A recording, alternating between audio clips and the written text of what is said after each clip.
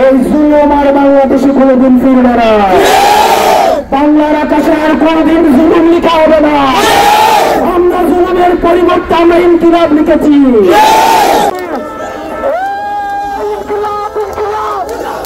যতই ষড়যন্ত্র হোক, যতই চক্রান্ত হোক না কেন, প্রিয় বাঁশখালীবাসী, আপনারা লিখে রাখেন, শেখ হাসিনা আর কখনো ফিরে আসবে না। আজ রবিবার 25 মে দুপুরে বাঁশখালী উপজেলা পরিষদ চত্বরে জাতীয় নাগরিক পার্টি এনসিপির পথসভায় এসব কথা বলেন জাতীয় নাগরিক পার্টির দক্ষিণাঞ্চলের মুখ্য সংগঠক হাসনাত আব্দুল্লাহ। এনসিপির কেন্দ্রীয় সদস্য জাওয়াদুল করিমের সঞ্চালনায় পথসভায় দলটির কেন্দ্রীয় সিনিয়র যুগ্ম সদস্য সচিব ডাক্তার তাসনিম জারা, সুজাউদ্দিন, নাহিদা সরোয়ার নিভা, মীর আরশাদুল হক, চট্টগ্রাম অঞ্চল তত্ত্বাবধায়ক হাসান আরিফ, বৈষম্য বিরোধী আন্দোলন চট্টগ্রাম মহানগরের সভাপতি আরিফ মঈনুদ্দিন, এনসিপির কেন্দ্রীয় যুগ্ম মুখ্য সংগঠক ইমন সৈয়দ বক্তব্য রাখেন। এই বাংলাদেশকে রক্ষার্থে, বাংলাদেশের সুরক্ষার জন্য, সার্বভৌমত্ব রক্ষার জন্য আমরা চাই পুরো বাংলাদেশ, পুরো চট্টগ্রাম, পুরো বাঁশখালী সকলে আমাদের সাথে থাকুক, এনসিপির সাথে থাকুক। নতুন এই দেশের মানুষ হলে হাজ করি বেলায় মানে একদম অন্তর দিয়ে অনেকে চেষ্টা না করে এই জিনিসটা এখন বুঝিতি যখন রাজনীতি করতে নামনি। ম্যাক্সিমাম রাজনীতিবিদ, ম্যাক্সিমাম রাজনৈতিক দল শুধুমাত্র ব্যক্তি স্বার্থ, শুধুমাত্র নিজের দান্দা ফিকির, শুধুমাত্র নিজের পকেট বাড়ি করবেন, পারিবারিক তন্ত্র। বাঁশখালী মানুষ হলে চিন্তা করেন, আর গরিব মানুষ হলে চিন্তা করেন, অভাবী মানুষ হলে চিন্তা করেন, যে বিপদে আছে তার উত্তর করিবেন চিন্তা করেন।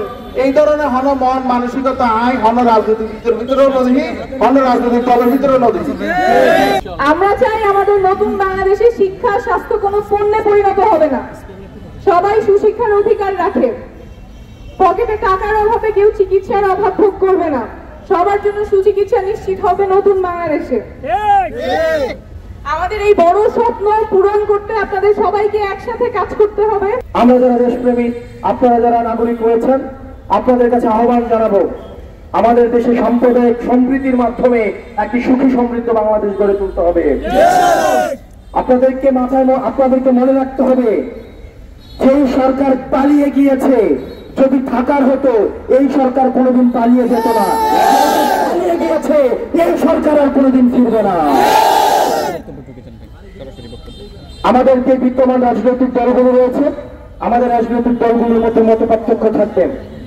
আমরা ডায়লগ করব, আমাদের মধ্যে আলোচনা চলবে, আমাদের মধ্যে গঠনমূলক সমালোচনা চলবে।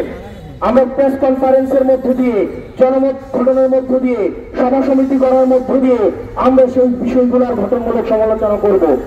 কিন্তু আমরা দেখতে পাচ্ছি বিভিন্ন রাজনৈতিক পক্ষকে একটা পক্ষের বিপক্ষে আরেকটা পক্ষকে দাঁড় করিয়ে দেওয়ার একটা ষড়যন্ত্র করা হচ্ছে। আমরা গণমাধ্যমের প্রতি আহ্বান জানাবো, আপনারা বস্তুনিষ্ঠ সংবাদ প্রচার করার জন্য অখণ্ড, আংশিক, ঘটনা, প্রেক্ষাপট বিবর্জিত কোনো বক্তব্য প্রচারের মধ্য দিয়ে বিদ্যমান রাজনৈতিক দলগুলোর মধ্যে কোন ধরনের আপনারা এই সংকটকে আরো বেশি ঘনীভূত করবেন না। এখানে মিডিয়া যারা রয়েছেন, বাংলাদেশের মিডিয়া যারা রয়েছেন, আপনারা দীর্ঘ 1.5 দশকের বেশি সময় ধরে হাসিনার অপরাধের বৈধতা উৎপাদন করেছেন, আপনারা আসালামের অপরাধের বৈধতা উৎপাদন করেছেন, আপনারা গুম হত্যার বৈধতা উৎপাদন করেছেন, লক্ষ লক্ষ কোটি টাকা লুটপাটের বৈধতা উৎপাদন করেছেন, ধর্মীয় নিপীড়নের বৈধতা উৎপাদন করেছেন, ভারতীয় আগ্রাসনের বৈধতা উৎপাদন করেছেন।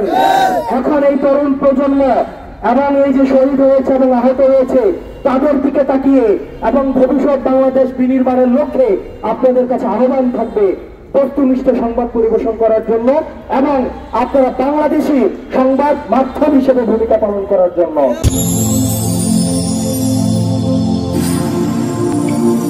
দেখো বাঁশখালী, দৃশ্যমান বাঁশখালীর প্রতিচ্ছবি।